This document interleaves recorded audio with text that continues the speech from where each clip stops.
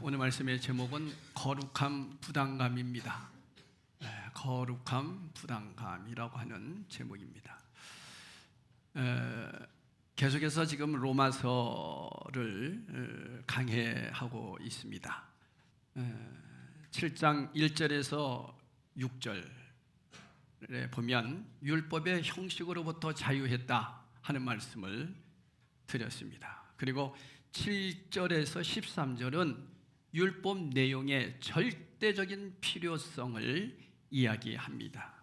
그러니까 이런 얘기죠. 율법이, 다시 말하면 율법의 그 내용이 없으면 우리는 우리 자신이 죄인이라는 사실을 안다, 모른다? 모른다. 그래서 내가 죄인이구나 하는 것은 이 하나님의 말씀, 이 율법 앞에 딱 서봤을 때에 비로소 알 수 있다는 거예요. 그렇지 않으면 몰라요. 뭐가 죄인지 몰라요. 그래서 13절 하반절에 그러잖아요. 계명으로 말미암아 죄로 심히 죄되게 하려 함이라. 이 율법의 계명으로 말미암아 심히 내가 죄인이라는 것을 깨닫게 한다는 거예요. 그러니까 여러분, 우리가 십계명을 날마다 지켜야 된다고 하잖아요. 근데 십계명 앞에 딱 서보면 이걸 어떻게 다 지키냔 말이야. 지켜야 되는데, 그러니까 나는 죄인이다. 주님의 전적인 은혜 없이는 내가 살 수가 없구나. 그래서 주님의 은혜를 깨닫고 나니까 이제는 기쁘게 지키고 싶은 마음이 생기는 거예요. 그래서 기쁘게 일을 하는 거죠. 그러니까 여러분, 우리가 억지로 하나님의 일을 하면 그것은 율법의 망령에 사로잡힌 자들입니다. 교회학교 교사라든가 성가라든가 각자 맡겨진 그 사역에 있어서 억지로 한다? 그건 정말 힘든 겁니다. 제가 또 이렇게 말씀드리면 아예 안 해 또 이럴 사람이 있을 것 같아서 제가 말씀은 못 드립니다만은 분명하게 아세요. 여러분, 목사도 하나님의 일을 억지로 하게 되면 그건 율법주의자예요. 주님과 전혀 상관이 없는 일을 하고 있는 거죠. 그러니까 여러분, 이왕 주님의 일을 하는 거 주님이 기뻐하시고 주님의 뜻 안에서 주님이 원하는 방향으로 주님의 사랑을 받으면서 그렇게 일을 할 때 얼마나 아름다워지겠어요. 그렇죠? 그게 하나님의 일인데, 근데 열심히 해놓고는 주님과 전혀 상관없는 그러한 인생을, 그래서 그것은 신앙생활이 아니에요. 그건 인생이에요. 인생을 그렇게 살아간다면 그거 얼마나 억울하겠어요.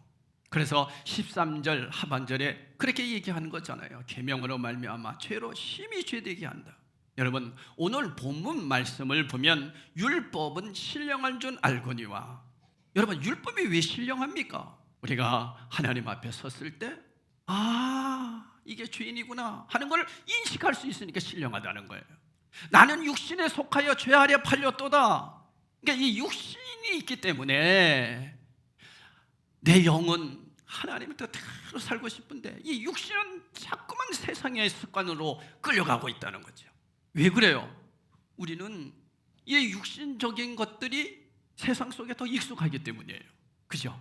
얼마나 익숙합니까? 태어나면서부터 눈에 보이는 거, 듣는 거, 말하는 거 다 육신적인 거 아니에요? 그러니까 육신이 얼마나 익숙해 있어요. 이 육신적인 것을 버리고 영적인 것을 채워가려고 하니 얼마나 힘드냔 말이에요. 그러니까 내 힘으로 못해요. 전적인 하나님의 은혜를 받았기에 감사해서 할 수 있는 방법밖에 없어요. 여러분요, 내가 뭘 하려고 한다? 그거 안 됩니다. 내 열심 아닙니다. 주님의 은혜에 감사해서 하는 거예요. 그래서 15절에 그러잖아요. 내가 행하는 것을 내가 알지 못하노니 곧 내가 원하는 것을 행하지 아니하고 도리어 미워하는 것을 행합니다. 내가 원하는 대로 안 돼. 여러분, 그런 거 많죠. 나 이렇게 좀 살고 싶은데 잘 안 돼. 내가 하나님 자녀인데 이러면 안 되잖아. 늘 그런 생각 속에 살아가고 있지 않습니까?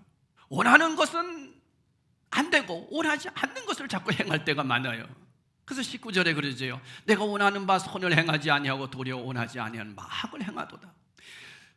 우리는 두 종류의 내가 있음을 뜻합니다. 우리 안에는 두 종류가 있어요.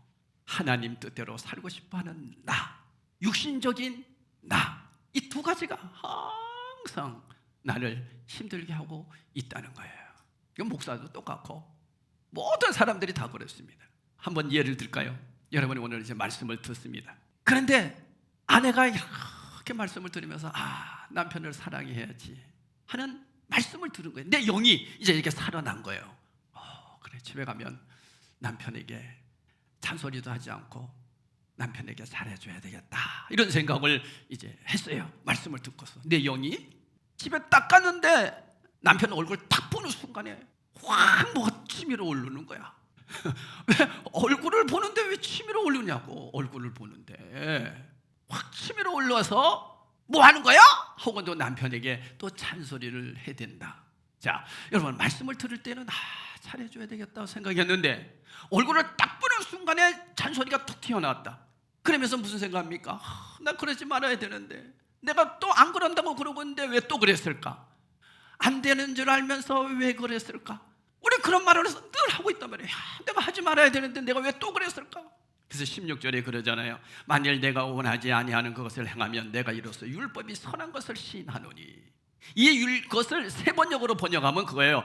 내가 그런 일을 하면서도 그것을 해서는 안 되겠다고 생각하는 것은 곧 율법이 선하다는 사실을 동의하기 때문이다. 그래서 안 하겠다고 생각했는데 딱 보는 순간에 또 욱 하고 치밀어 올랐다. 나에게는 이렇게 두 가지가 늘 싸우고 있다는 거죠. 여러분은 그런 거 없으세요? 우리 있잖아요. 저도 그런 거 있어요. 그러지 말아야지.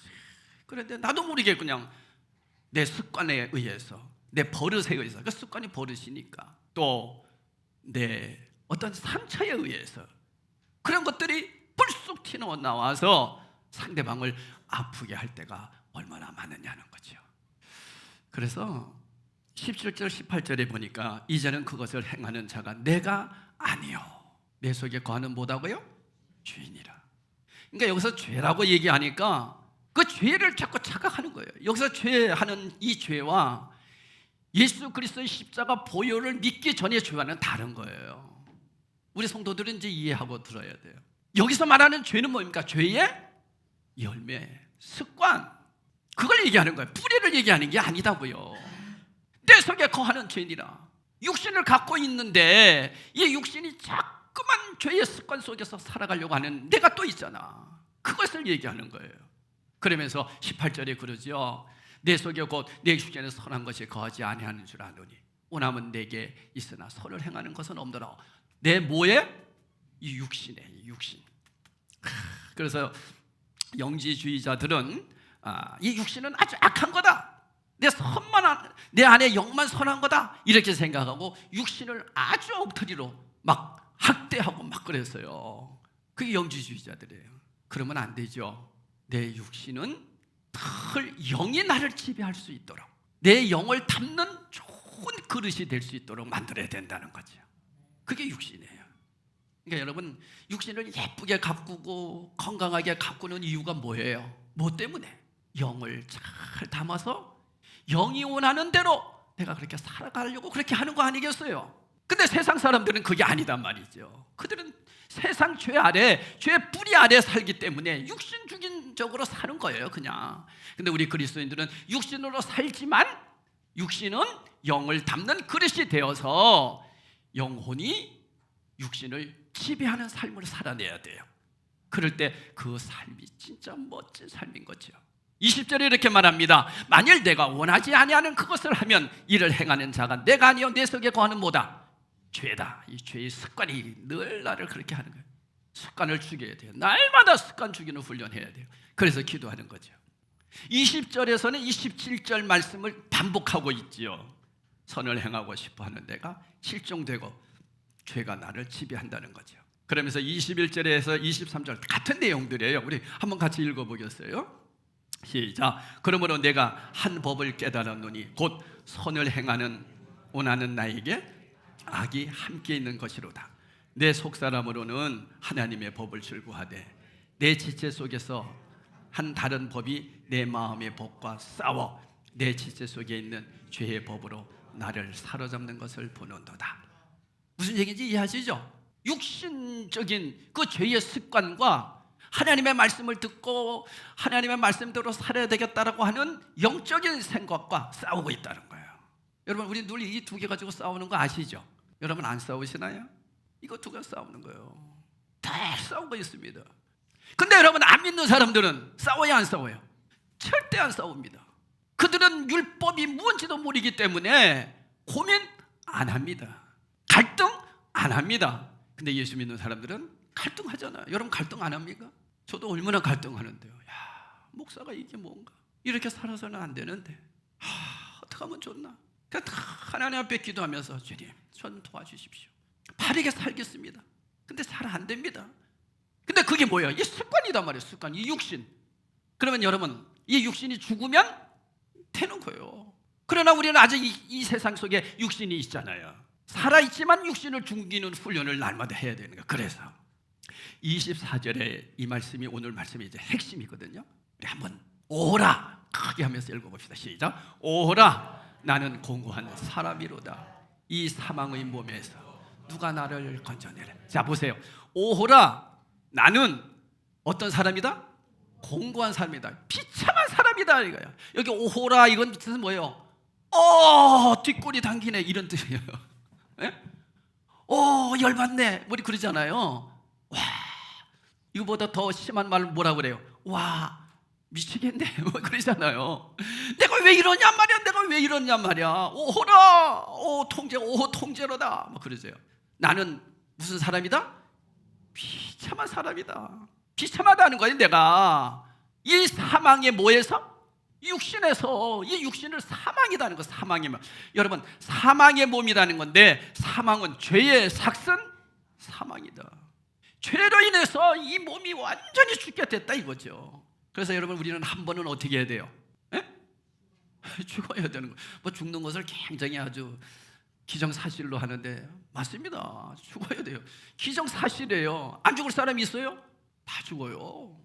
그래서 사람들이 죽음을 앞에 두고, 병으로나 나이가 많아서 이렇게 죽음을 앞에 두고 있을 때 내 자신을 돌아보게 되잖아요. 그래서 사람이 이 병에 한 번씩 딱 들어보고, 죽을 병에 들어보면서 거기에서 하나님의 사랑을 깨닫는 사람들이 진짜 믿음입니다. 정말입니다. 얼마 전에 저의 아는 친구 목사님을 만났어요. 근데 이 목사님이 그러는 거예요. 자기가 이 죽음이라고 하는 것에 딱 서보니까 이 세상 건 아무것도 아니더라는 거예요. 이 육신 아무것도 아니더라는 거예요. 그러면서 그 목사님이 그런 얘기예요. 목사님, 내가 죽음을 딱 경험하고 나니까 말씀이 달라져요. 말씀을 보는 눈이 달라져요. 내가 살아가는 삶이 달라져요. 내가 사람을 보는 그 삶이 달라져요. 그러니까 그분하고 나하고 말이 통하는 거야 이제. 그러면서 그 목사님이 그러는 거예요. 목사님, 어쩜 이렇게 목사님하고 저하고 말이 통해요? 당신도 죽음을 맛봤고 나도 죽음을 맛봤기 때문에 통하는 거예요. 여러분, 그게 복이에요. 근데 사람들은 지금 무슨 천년 만년 살 것 같아. 특히 젊은 우리 청년들은 더 그렇죠. 젊은 청년들에게 죽음을 얘기한다면 나이가하고는 상관이 없는 걸로 생각하지요. 안 그렇습니다. 그런데요, 원하는 바는 할 수 없고 원치 않은 바를 행하고자 하니 이 얼마나 비참합니까? 그러니 누가 나를 건져주겠느냐고 통탄하고 절규합니다. 자, 여기에서 여러분 한번 여쭤볼게요. 지금 자신의 죄의 이 습관 때문에 고통스러워하는 사람이 누구예요? 누구예요? 바울. 로마서 누가 썼어요? 바울이 썼잖아요. 바울이에요. 바울이 이제 이렇게 쓴 거예요. 바울 자신은 선을 원하지만 선을 행할 능력이 없어 죄가 자신을 지배한다고 했어요. 이런 것을 초신자들이 얘기하면 뭐 그럴 수 있어. 처음 예수 믿고 아직 죄의 습관이 꽉 차 있으니까. 그런데 바울 같은 사람이 이렇게 얘기한다? 이게 도대체 뭐냐? 그래가지고 이게 굉장히 큰 학설이 돼버렸어요. 14절에서부터 25절이요. 그래서 첫 번째 학설이 뭐냐면은 바울이 회심하기 전이다, 이렇게 얘기하는 사람들이 있어요. 회심하기 전에 이렇게 얘기했다. 근데 두 번째 학설은 뭐예요? 구원 받았음에도 하나님 말씀대로 살지 못하고 육신적인 것이 습관 때문에 고민하는 거다. 여러분, 어느 것을 동의하게 돼요? 두 번째죠. 두 번째예요. 그러니까 이 14절에 팔렸도다라는 이 동사를 포함해 오늘 본문 헬러 원문을 보면 동사의 시제가 모두 현재형이야. 현재. 지금을 얘기하는 거거든요. 그러니까 구원받은 다음에 얘기하는 거예요. 우리 모두 하나님의 자녀된 사람들입니다. 그런데 우리가 이런 죄를 공격받고 있다는 게 이게 말이 됩니까? 사람들은 그렇게 얘기해요. 뭘 몰라서 그래요? 죄의 뿌리가 제거됐다는 이 사실을 몰라서요. 그래서 이 부분을 가지고 제가 우리 목회자들하고도 많이 얘기를 했는데도 아직 이걸 이해 못하는 분들도 사실 있더라고요. 여러분, 중요한 거예요. 우리는 예수 그리스도의 십자가 보혈로 죄의 뿌리가 어떻게 됐다? 완전히 제거됐습니다. 아멘. 이건 믿는 분들이 구원받은 자예요. 죄의 뿌리. 그러면 날마다 나를 공격하는 이 죄는 뭐예요? 죄의 습관. 아니, 예수 믿었던 거 여러분 완전한 사람입니까? 성인입니까? 아니잖아요. 그게 고민스러운 거예요. 그래서 여러분, 사람을 성인으로 인정한다든가 사람을 아주 굉장히 신격화시키는 것, 이거는 굉장히 위험한 거예요. 아니, 사도 바울도 지금 이렇게 고백하고 있는데, 오호라 나는 비참한 사람이로다. 내가 그렇게 안 살고 싶은데 자꾸만 나를 그렇게 만드는 죄의 습관들, 이 상처들, 이런 것 때문에 고민하는 거예요. 여러분들 이런 고민이 있으시죠? 저도 있다니까요. 이거 못 느끼면 난 죄 없어, 난 예수 믿고 난 완전히 이제는 새 사람 됐어, 이렇다면 그 사람은 예수님 너무 잘못 믿는 거예요. 고민스럽다니까요. 그렇다면 믿지 않는 사람들이 구태여 하나님을 믿고 구원받아야 할 이유가 뭐예요? 바로 죄의 뿌리가 제거되어야 되니까. 이 문제가 해결돼야 돼요. 이에 대해 바울은 우리 주 예수 그리스도로 말미암아 하나님께 감사하리로다 이렇게 얘기했죠. 오호라 나는 공고한 사람이다. 누가 나를 이 사망의 몸에서 건져내랴. 그리고 나서 뭐라 그래요? 오호라. 그리고 나서 하나님께 감사한다. 왜 그럴까요? 말씀이 딱 나오잖아요. 야, 나는 죄의 뿌리가 제거된 사람이다. 주님 감사합니다. 아직 이 육신적인 습관 때문에 그렇군요. 주님 도와주십시오, 이 얘기예요. 여러분, 내가 비록 육신으로는 죄의 법을 섬기지만 내 마음으로는 하나님의 법을 섬긴다는 이 의미 속에 섬기다에 해당되는 것은 바로 뭐냐면은 둘로서란 뜻이에요. 그러니까 내가 비록 죄 가운데 빠져 있지만 죄의 습성 속에서 내 마음이 하나님의 법의 종이 되고 있는 한 이제 나는 문제없다 이거예요. 나는 하나님 자녀가 되었기 때문에, 이미 죄의 뿌리가 완전히 해결된 사람이기 때문에 내가 이 육신적인 습관 때문에 때로는 하나님의 법을, 말씀을 대로 살지 못하는 그러한 일이 있어도 문제없다 이거예요. 이미 나는 어떤 사람이기 때문에, 하나님 자녀이기 때문에, 그 뜻이에요. 그러면 사도 바울이 이렇게 고백한 것이 무슨 살인죄를 졌습니까? 무슨 간음죄를 졌습니까? 아니에요. 그걸 고민하는 내 마음에서부터 주님을 더 사랑하고 싶고 더 사랑하시고 하나님 뜻대로 살고 싶은데 그 수준에서 그렇게 살아내지 못한 것 때문에 공고한 거예요. 어떻게 이렇게 할 수 있습니까? 그것이 이제 다음 주에 말씀드릴 로마서 8장 1절 2절에 나오는데 그 답이 딱 있거든요. 그러니까 로마서 7장 14절에서 25절에 나와 있는 말씀의 해답이 로마서 8장 1절에서 2절이에요. 무슨 얘기입니까? 우리 한번 읽어봅시다. 뭐 저도 너무 좋아하는 말씀이에요. 여러분, 이 말씀은 정말 외우셔야 돼요. 외우면서 날마다 한번 묵상해 보세요. 다 같이 읽어봅시다. 시작. 그러므로 이제 그리스도 예수 안에 있는 자에는 결코 여기서 결코 정죄함이 없다. 그것은 무슨 얘기예요? 죄에 대해서 누가 정죄해도 우리는 지옥 가지 않는다, 그런 얘기예요. 누구에게 있는 자는? 예수 그리스도 안에 있는 자에게는, 죄의 뿌리가 제거된 자에게는. 이해하시겠죠?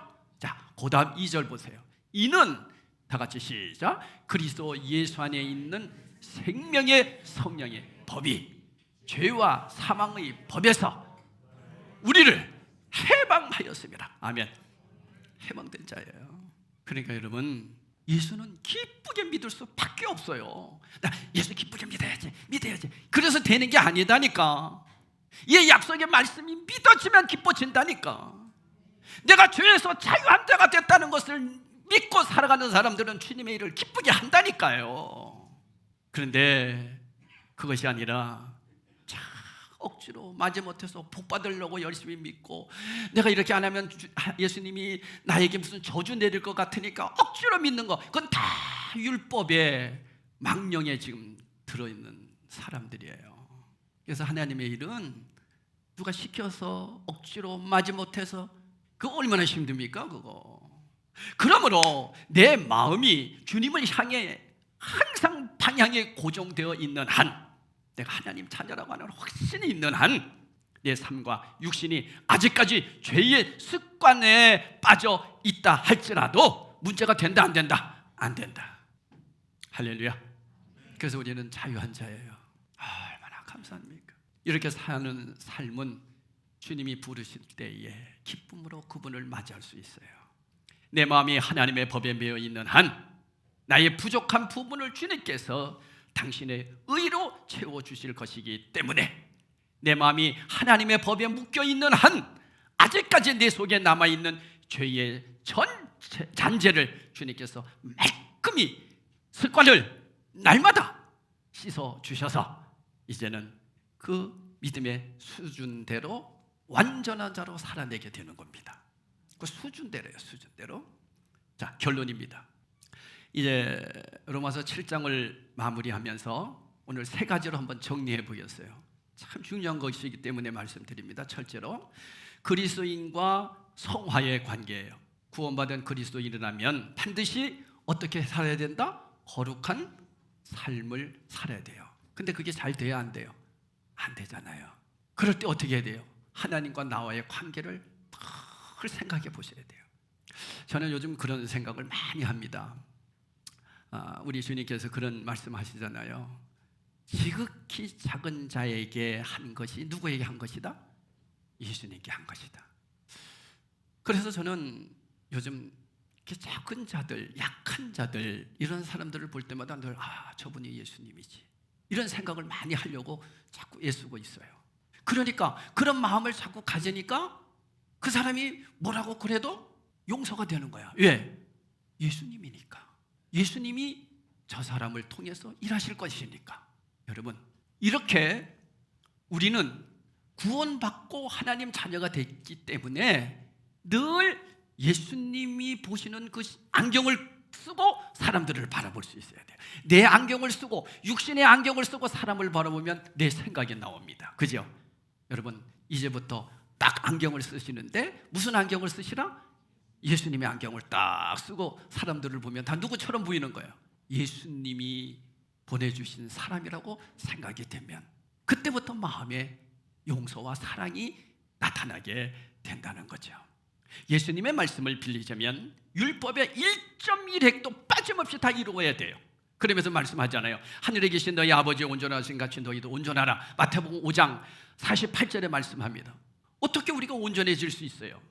그런데 여기서 하나님께서 하나님으로 온전하신 같이, 하나님이니까 온전하시죠. 우리도 하나님처럼 될 수는 없어요. 우리는 사람으로서 온전하라는 거예요. 사람으로서의 수준에 온전하라는 거죠.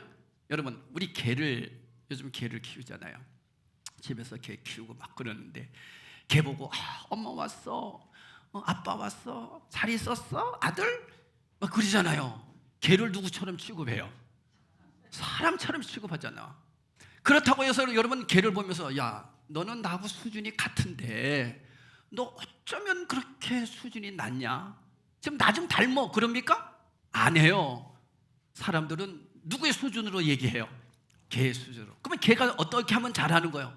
밥 먹어, 밥 먹어. 요즘 잘하는 거 똥도 자기가 알아서 가려 싸고 오줌도 가려 싸고. 그러면 와, 우리 개 정말 온전한 거야 이렇게 얘기하죠. 개의 수준이에요. 개의 수준. 그런데 개가 똥도 아무데도 막 싸고 오줌도 아무데도 막 싸고 이러면 어떻게 합니까?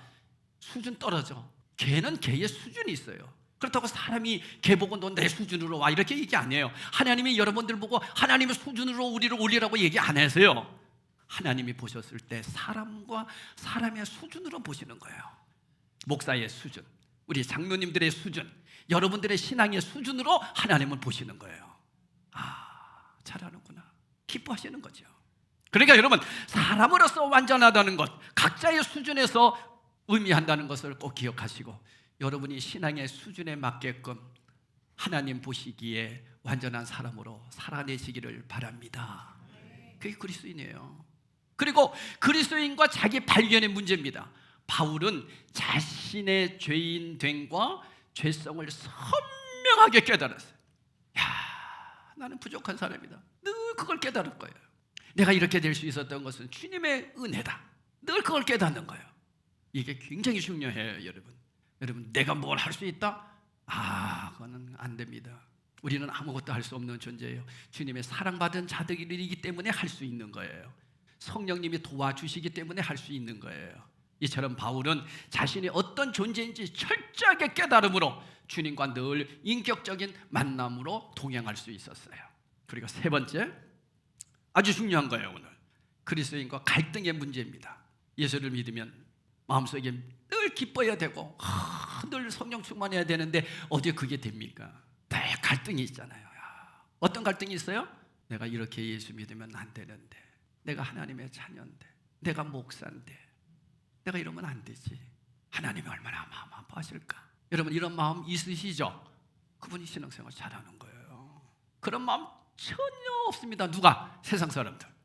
사도 바울도요, 예수님 만나기 전에 율법주의자였잖아요. 율법의 완전한 자였어요. 자기는 죄가 하나도 없는 사람으로 생각했어요. 그래서 예수 믿는 사람들을 막 핍박했잖아요. 근데 그가 예수를 믿고 나서 자기가 뭐라는 걸 깨달았어요. 죄인이라는 걸 그저서 깨닫고서 나는 아무것도 아니구나, 이걸 깨닫은 거예요. 그러면서 늘 갈등하는 거예요. 오호라, 나는 공고한 자로다. 주님 도와주십시오. 그러나 하나님 감사합니다. 나는 이미 죄의 뿌리가 제거된 자거든요. 주님 감사합니다. 바르게 살아낼 수 있도록 성령님 도와주십시오. 그래서 기도하는 거고요. 이 세 가지.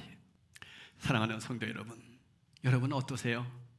이 육신을 갖고 있는 자로서 이 육신을 하나님의 영을 담는, 하나님의 말씀을 담는 그릇이 되어서 완전히 귀하게 잘 사용되다가 주님이 이 육신을 부르시는 날, 생명 다하는 날, 육신은 흙으로 돌아가고 영혼이 하나님 앞에 섰다가 예수님 부활하시고 이제 하느님의 우편에 앉아 계시는데 그분이 다시 오실 때 우리가 새로운 몸으로 부활하는 거예요. 그때의 몸은 이 육신의 몸이 아니라 새로운 영체의 몸입니다. 왜? 영혼이 영원한 거기 때문에 그렇습니다. 그러니까 이 육신은 언제까지만 필요한 거예요? 이 땅에 있을 때까지만이에요. 잘 사용합시다. 이 육신. 여러분, 육신 한번 이렇게 좀 만져보세요. 이 육신 잘 사용해야 돼요. 잘 사용하셔야 돼요. 얼마나 귀한 육신입니까? 뭘 담을 수 있으니까? 영혼을 담을 수 있으니까. 얼마나 귀한 존재입니까? 우리 잘 사용하셔서 주님 나를 부르실 때까지 이 육신을 위해서 사는 게 아니라 영혼을 위해서 육신을 잘 사시다가 우리 다 하나님 나라에서 새로운 몸으로 부활의 영광이 넘치시기를 주님의 이름으로 간절히 축복합니다. 성찬식을 하도록 하겠습니다.